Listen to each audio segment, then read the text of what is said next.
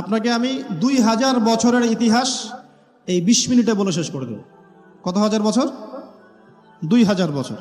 ইহুদি কারা? ইহুদি আর বনু ইসরাইল কি এক? উত্তর না। খুব ভালো করে কথাগুলো শোনেন, এগুলো বই পড়তে অনেক সময় লাগবে আপনার, এবং ঘাটাঘাটি করতে অনেক সময় লাগবে, খুব অল্প সময় বুঝে নেন। ইহুদি বনু ইসরাইল এক নয়। বনু ইসরাইল কাদেরকে বলা হয়? ইব্রাহিম আলাইহিস সালামের ছেলে, এক ছেলের নাম ইসমাইল, এক ছেলের নাম ইসহাক। ঠিক আছে? ইসমাইল আলাইহিস সালাম থাকেন মক্কায়, সেখানে তাকে কেন্দ্র করে একটা সভ্যতা।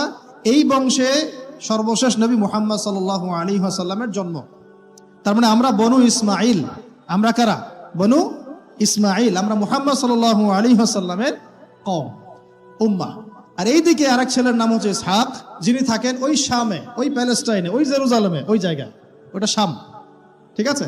এবং ওখানে তিনি তার বংশ বিস্তার হচ্ছে। তার ছেলের নাম হলো ইয়াকুব। কি নাম? ইয়াকুব আলাইহিস সালামের আরেক নাম হলো ইসরাইল। ইয়াকুব আলাইহিস সালামের আরেক নাম কি? ইসরাইল। এবং তার সন্তানদেরকে বলা হয় বনু ইসরাইল। তার সন্তান অনেক। এই সন্তানদের মধ্যে একজনের নাম ইউসুফ। ঠিক আছে? তারপরে আসছে পরে ইউনুস। এই বনু ইসরাইলের মধ্যেই দাউদ, মূসা, সুলাইমান, ঈসা ইবনে মারিয়াম। বলা হয় 1,24,000 নবী রাসূলের মধ্যে বেশিরভাগই এখানে এসেছে। তাহলে বনু ইসরাইল বলা হচ্ছে এই কওমটাকে। তা ওদের নাম বনু ইসরাইল থেকে ইহুদি হলো কখন? যখন তারা ঈসা আলাইহিস সালামকে স্বীকার করলো না তখন। ঈসা আলাইহিস সালাম কি তাদের মধ্যে আসেন নাই?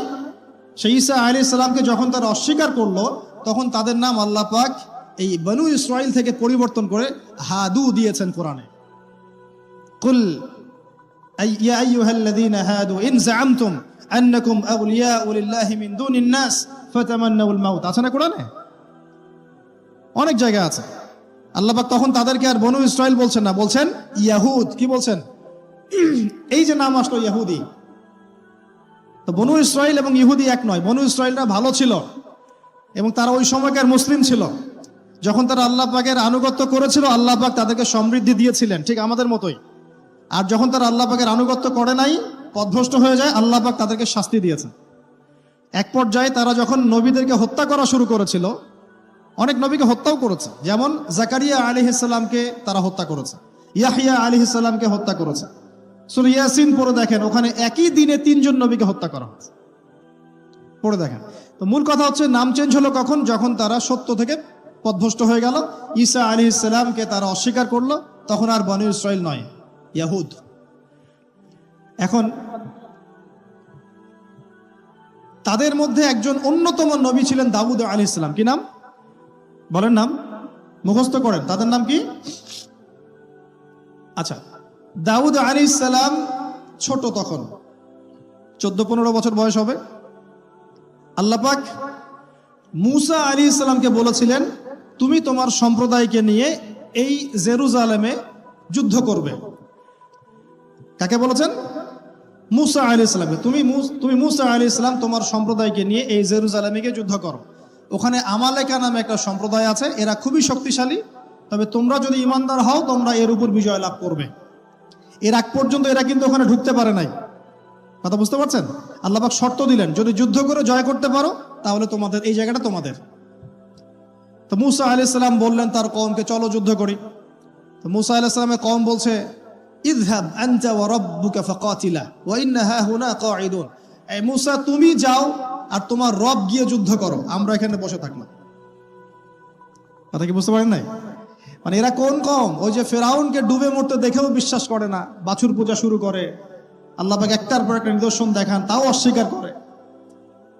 তাওরাত নিতে গিয়েছেন মূসা আলাইহিস সালাম, এসে দেখেন তারা বাছুর পূজা শুরু করেছে। মান্না সালোয়া আল্লাহ দিচ্ছেন, তাও অস্বীকার করে। মৃত থেকে জীবিত করেন, তাও অস্বীকার করে।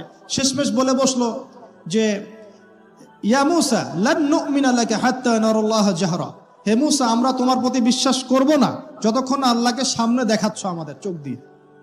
এটা সেই জাত যে নবীদেরকে এত কষ্ট দিয়েছে। মূসা আলাইহিস সালাম যখন বললেন চলো, আল্লাহ পাক যুদ্ধের কথা বলেছেন, ওটা যুদ্ধ করে জয় করতে পারলে আমাদের হয়ে যাবে।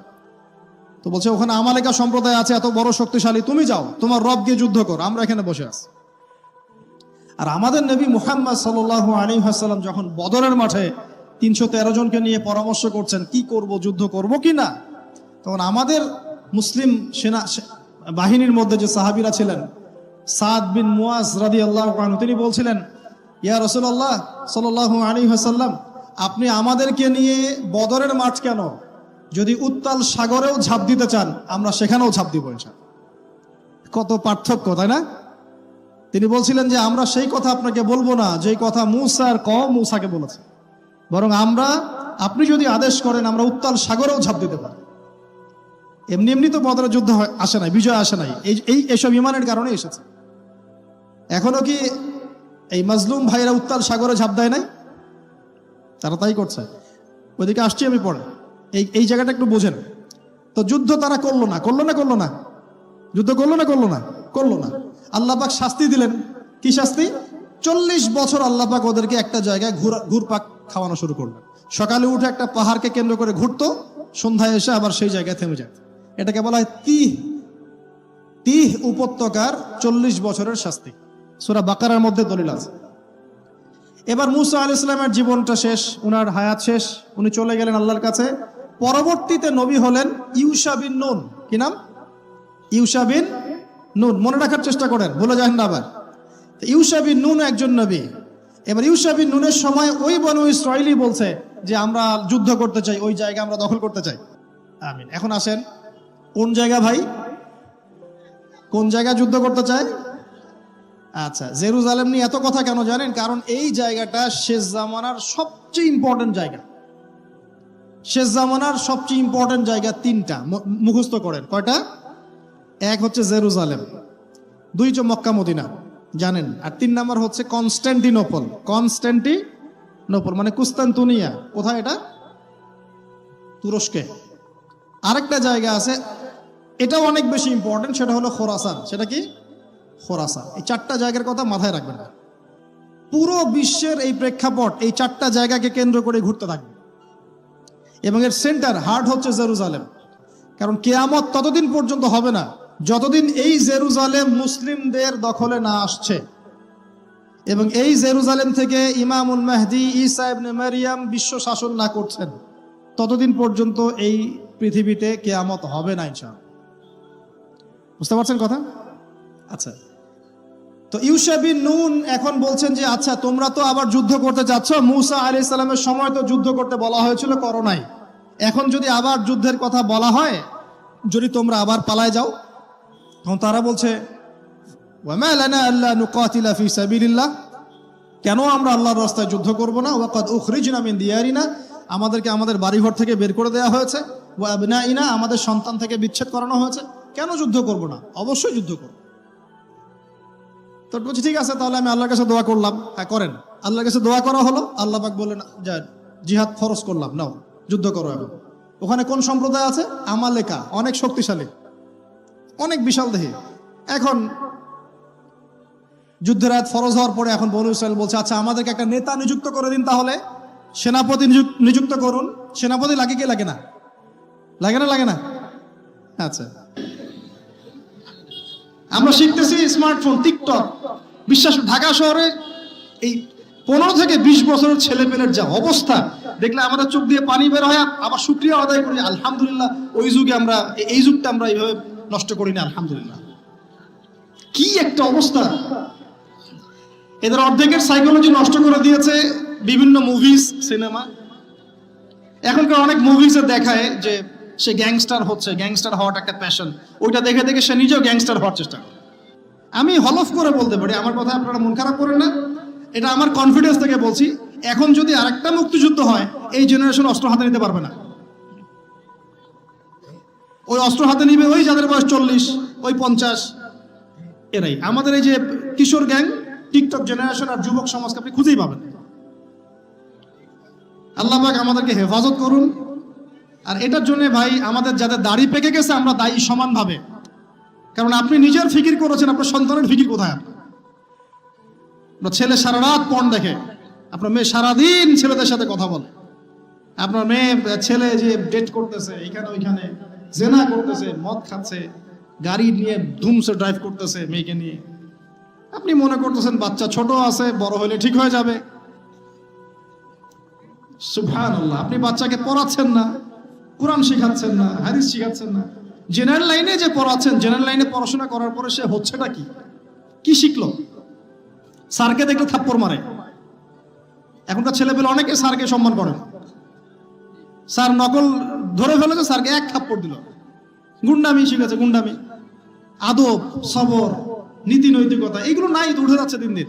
আমি আসলে ওয়াজ করবো কি নিয়ে? দাজ্জাল তো অনেক বড় ইস্যু। সত্যি কথা বলতে দেখেন, আমরাও স্কুলে পড়েছি, কলেজে পড়েছি, কিন্তু আমরা তো বেয়াদব ছিলাম। বেয়াদবি এক জিনিস আর দুষ্টামি এক জিনিস। আমরা দুষ্ট ছিলাম, খুব দুষ্ট ছিলাম, দুরন্ত। খেলাধুলা পছন্দ করতাম, দুরন্ত, দুষ্টামি করতাম। স্যারদের সাথে আমাদের একটা ফ্রেন্ডলি সম্পর্ক ছিল, বন্ধুর মতো। কিন্তু আমরা কখনো বেয়াদবি করি না। এখন দেখবেন ওয়াজে আলেমদের সামনে গিয়ে বেয়াদবি করতেছে। ওলামায়ে কেরামের সামনে যে একটু মানে ভদ্রভাবে কিছু কথা বলে, মাসালা জিজ্ঞাসা করে, ওখানেও গিয়ে বেয়াদবি করতে। কথা বলাই জানে না, কিভাবে কথা বলতে হয়। আল্লাহর ওয়াস্তে ভাই, আকীদার, আমলের, এই যে আখলাকের সংশোধন করেন, না হলে আমাদের সামনে মহা বিপর্যয় অপেক্ষা করছে। আল্লাহ পাক আমাদের সবাইকে কথাগুলো বোঝার তৌফিক দান করুন, বলি আমিন। অনেক লম্বা হয়ে যাবে, ওদিকে যাচ্ছি না, মূল জায়গা থেকে একটু শেষ করে দেব। আপনারা অনেকক্ষণ ধরে অপেক্ষা করছেন, একটু খেয়াল করেন। তাহলে ইউশা বিন নুনের কাছে এখন এরা বলছে নেতা দাও, নেতা। তো ইউশা বিন নুন বলছেন ঠিক আছে, আমি দোয়া করলাম। আল্লাহ পাক তালুতকে নেতা বানালেন। কাকে? তালুত। এখন বনু ইসরাইল বলছে ওর নেতৃত্ব আমরা মানি না। কেন মানো না? যে ওর তো টাকা পয়সা নাই, ওর তো স্ট্যাটাস নাই। ওই যে আমাদের কাছে নেতৃত্বের মানদণ্ড যেগুলা, আমরা টাকা পয়সা থেকে নেতা বানাই না। আপনার টাকা নেই, আপনি নেতা হতে আসছেন কেন? আপনার স্ট্যাটাস নাই, আসছেন কেন? ও বনু ইসরাইল একই কথা বলছে, ওর তো টাকা নাই, স্ট্যাটাস নাই, নেতা হবে কেন? তখন আল্লাহ পাক বলছেন যে ওয়াজাদাহু বাসতাতান ফিল ইলমি ওয়াল জিসম। আল্লাহ পাক তো তালুতকে দুটো কোয়ালিটি দিয়েছেন। আল্লাহ পাক তাকে শারীরিক শক্তি দিয়েছিলেন এবং জ্ঞান দিয়েছেন, প্রজ্ঞা এবং জ্ঞান দিয়েছেন। তার নেতৃত্বের মানদণ্ড কয়টা এখানে পেলেন? দুটা। শারীরিক শক্তি থাকতে হবে ঠিকঠাক, ফিজিক্যালি স্ট্রং না হলে তো সে ডিল করতে পারবে না। আর মেধা থাকতে হবে, জ্ঞান। তা আসলে কি এই দুইটা এখন নেতৃত্বের মানদণ্ড? সুবহানাল্লাহ। অদ্ভুত সিস্টেম বিশ্ববাসীকে দেওয়া হয়েছে। বিশ্ববাসীকে একটা অদ্ভুত সিস্টেম দেওয়া হয়েছে। একজন মেজর, একজন কর্নেল, একজন বিসিএস ক্যাডার মানুষ এমন একজন মানুষকে স্যালুট করে যে মানুষটা অক্ষর জ্ঞান নাই, নামও স্বাক্ষর করতে পারে না, এবং সে বিভিন্ন জায়গায় দুর্নীতি করে আসছে, টাকা পয়সা লুটপাট করে আসছে। একজন বিসিএস ক্যাডার এবং একজন আর্মি অফিসার, একজন জেনারেল, একজন মেজর তাকে স্যালুট করতেছে। কি সিস্টেম! অথচ তার চাইতে এই ব্যক্তি নেতৃত্ব পাওয়ার অনেক বেশি যোগ্য। জ্ঞান তার আছে এবং শারীরিক শক্তি তার আছে, তার প্রশিক্ষণ আছে, সবকিছু তার মধ্যে আছে। কি সিস্টেম বিশ্ববাসীকে দেওয়া হয়েছে! সুবহানাল্লাহ। আমি ফিলোসফিও পড়েছি অনেকদিন। অ্যারিস্টটল এবং প্লেটোদের যুগে এটাকে বলা হতো দি কমিউনিটি অফ ফুলস। একটা পড়ে দেখবেন, স্যার সলিমুল্লাহর লেখা অনেকগুলো বই আছে, এর মধ্যে পড়ে দেখেন। মানে অজ্ঞতার একটা যুগ, অজ্ঞতার শাসন, অজ্ঞতার কমিউনিটি। বাদ দেন, এখানে ইউশা বিন নুন নেতৃত্ব দিলেন কাকে? তালুতকে। ওরা বললো মানি না। তো আল্লাহ পাক মনোনয়ন করেছেন, এখন না মানলে তোমরা আযাব ভোগ করবা। তারপরে তারা মেনে নিল। এবার যুদ্ধে যাচ্ছে, ওই জেরুজালেম মুক্ত করতে যাচ্ছে। যেই জেরুজালেম এখন তারা মুক্ত করতে চাচ্ছে, ওই জেরুজালেম তালুতের বাহিনী মুক্ত করতে যাচ্ছে। বলেন তো, তালুত এবং বনু ইসরাইল তখন ভালো না খারাপ? ভালো না খারাপ? তারা কি মুসলিম না মুসলিম? তারা তখন মুসলিম না মুসলিম? মুসলিম। তারা তখন ইউশা বিন নুনের উম্মত, তার আগে ছিল মূসা আলাইহিস সালামের উম্মত। এবার তালুত বললেন যে আল্লাহ পাক তোমাদেরকে পরীক্ষা করবেন, সামনে নদী আছে, এই নদীর পানি পান করতে পারবে না। যদি পান করো তাহলে তোমাদের নাম কাটা, তোমরা আর যুদ্ধে অংশগ্রহণ করতে পারবে না। ফামান শারিবা ফালাইসা মিন্নি। যে ব্যক্তি এখান থেকে পানি পান করবে সে আমার অন্তর্ভুক্ত না। ওয়ামান লাম ইয়াতআমহু ফাইন্নাহু মিন্নি। যে ব্যক্তি এখান থেকে পানি পান করবে না সে আমার সাথে যুদ্ধে যেতে পারবে। ইল্লা বিগুরফাতিন বিয়াদি। মানে এক অঞ্জলি পানি শুধু পানি পান করতে পারবে, এক অঞ্জলি পানি, এতটুকু, এর বেশি না। ফাশারিবু ইল্লা কলিলাম মিনহুম। আল্লাহ পাক বলেন ওদের বেশিরভাগই পানি পান করলো, অল্প কিছু বাদ দিয়ে। অল্প কিছু সংখ্যা তাফসীরে এসেছে 313 জন বাদ দিয়ে। 313 জন বাদ দিয়ে। 313 যে বদরে, এখানেও। তো এবার এই 313 জনকে নিয়ে তালুত এগিয়ে গেল। গিয়ে দেখলো বিশাল বাহিনী, বাপরে বাপ, একদম আমালেকা সম্প্রদায়ের। সেখানে নেতৃত্ব দিচ্ছে ওদের সেনাপতি, তার নাম জালুত। কি নাম? জালুত। এবং এই জালুতের বাহিনী দেখে মুসলিম বাহিনী বলছে যে লা তাকাতা লানা বিজালুতি ওয়া জুনুদি, এই জালুতের বাহিনীর সাথে পেরে ওঠার ক্ষমতা তো আমাদের এখন হবে না। কিন্তু যারা ভেবেছিল যে আল্লাহর সাথে সাক্ষাৎ করতে হবে, যাদের ঈমান দৃঢ় ছিল, তারা বলেছিল কাম মিন ফিআতিন কলিলাতিন গালাবাত ফিআতান কাসীরাতান বিইذনিল্লাহ, তোমরা ভয় পেও না, আল্লাহর হুকুমে বহু ছোট ছোট দল বড় বড় দলের উপর বিজয় লাভ করেছে। এটা তারা বলে একটা দোয়া করলো, এই দোয়াটাও শিখে নেবেন। তারা একটা দোয়া করলো, তারা বলল রব্বানা আফরিগ আলাইনা সাবরান ওয়া সাব্বিত আকদামানা ওয়ানসুরনা আলাল কওমিল কাফিরিন। আর আল্লাহ পাক বলেন ফাহাজামু বিইذনিল্লাহ, আল্লাহ পাকের হুকুমে তারা এই মাত্র 313 জন নিয়েই জালুতের বিশাল বাহিনীকে পরাজিত করল। বুঝতে পারছেন? এবং এই বাহিনীতে দাউদ আলাইহিস সালামও ছিলেন, তখন তিনি ছোট। এই জালুতকে হত্যা করেছে দাউদ আলাইহিস সালাম। হ্যাঁ, ওয়াকাতালা দাউদ জালুত, দাউদ আলাইহিস সালাম জালুতকে হত্যা করলেন। কিভাবে হত্যা করলেন সেটা আসছে, যে এই গুলতি নিক্ষেপ করেছিল দাউদ আলাইহিস সালাম, আর তার চোখে গিয়ে লাগে জালুতের, এতেই জালুত মারা যায়। তো এখন মূল কথাটা হচ্ছে, দেখুন এই বনু ইসরাইল এই যুদ্ধে জয়লাভ করে এই বাইতুল মুকাদ্দাস বা জেরুজালেম জয় করলো। এই যে তারা প্রথমবার এখানে ঢুকলো, এর আগ পর্যন্ত কিন্তু ঢুকতে পারে না। এবার আল্লাহ পাক তাদেরকে বললেন, তোমরা এখানে যদি আমার আদেশগুলো মেনে চলো, এই জায়গা তোমাদেরই, তোমরা এখানে থাকবে। কিন্তু যদি তোমরা আদেশ না মানো, আমার বিরুদ্ধাচরণ করো, তোমাদেরকে এখান থেকে বের করে দিব। আর আল্লাহ পাক এটা বলেও দিলেন, লা তুফসিদুন্না ফিল আরদি মাররাতাইন, তোমরা কিন্তু 2 বার সীমা লঙ্ঘন করবা, আমি কিন্তু সতর্ক করছি তোমাদেরকে। কয়বার? 2 বার। এবার দাউদ আলাইহিস সালামের সময় তারা খুব সুন্দর ছিল, একদম রুলিং স্টেট। বলা হয় যে দাউদ আলাইহিস সালামের সময় তারা ওই জেরুজালেম থেকে বিশ্বকে শাসন করেছে। ঠিক আছে? দাউদ আলাইহিস সালামের পরে আসলো তার ছেলে সুলাইমান, নাম কি? সুলাইমান আলাইহিস সালাম। এই সময় আরো সমৃদ্ধি লাভ করলো, এত সমৃদ্ধি যে বাতাসের উপর নিয়ন্ত্রণ। জিনরা ডুবুরির কাজ করে পাথর এনে দেয়, জিনরা ডুবুরির কাজ করে মণিমুক্তা এনে দেয়। জিনদেরকে দিয়ে এই যে বাইতুল মুকাদ্দাস তিনি নির্মাণ করালেন আবার, তাই না? এই যে বাইতুল মুকাদ্দাসের কথা বলছে,